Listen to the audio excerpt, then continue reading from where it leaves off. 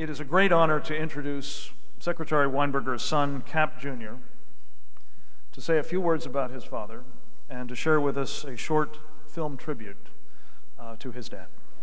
Cap.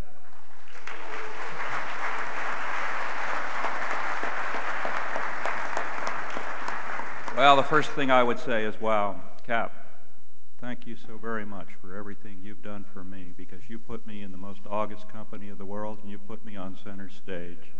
And I followed my father's career since the time I was born, obviously, but at about age 5, and he was 35. And one of my earliest memories was when both my sister and I were selected to be pages at the age of, for me, 5 years old.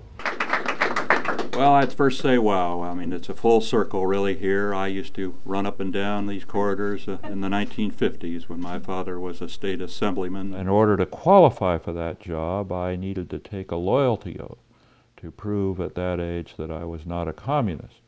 I wasn't aware of what a communist was at age 5, but I did swear that I was not one. And oddly enough, I still am not. I just want to tell you, I did something really great in a past life.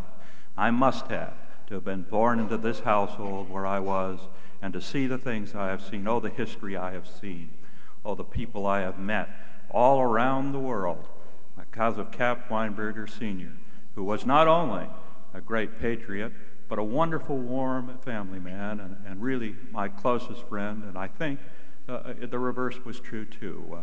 We got along famously well, even through those early days in San Francisco, when I said always that the Haight-Ashbury had come to me, and that I had the occasion to play guitar with a guy named Jerry Garcia, long before there was a Warlocks, before there was a Grateful Dead.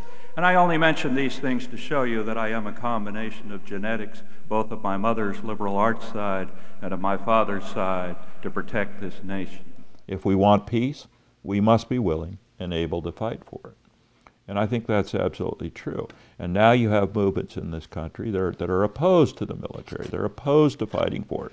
They think it's arcane. If you're a peaceful nation, lay down your arms and be peaceful. Unfortunately, in today's world, if you lay down your arms and be peaceful, you're going to be run over and the nation isn't going to be here. And we're going to be back in those dark ages which our ancestors envisioned. And all of their efforts to come here to get free and to keep the nation free will have gone for naught.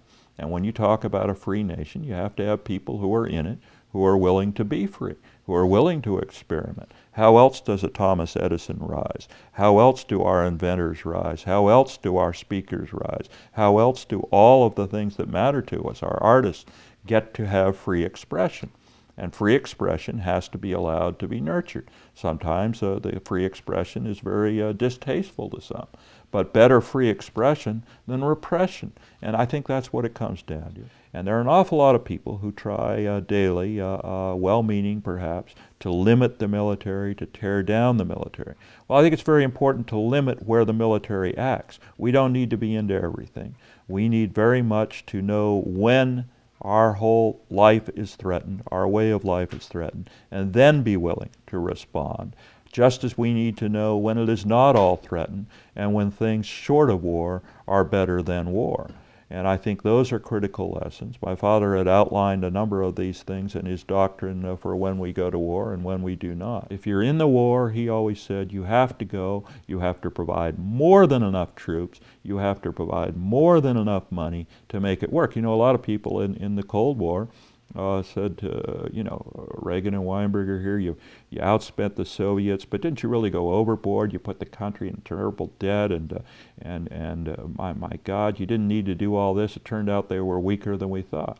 Well, my father's standard response, and how can you argue with it, is, better way too much than way too little. You don't always know what you're going to face, but once you face it, you ought to be into it enough to assure victory. Otherwise, don't be there. There were several points to Dad's doctrine, but in essence, that was it. And it's still it, and it still should be it. Let's turn our attention to what will preserve human life. That is the bottom equation. What will preserve human life and what will destroy us. Those are the two issues of the day. I hope you're on the side of preserving human life. I am. That's what I'm about. And I hope to speak to you soon.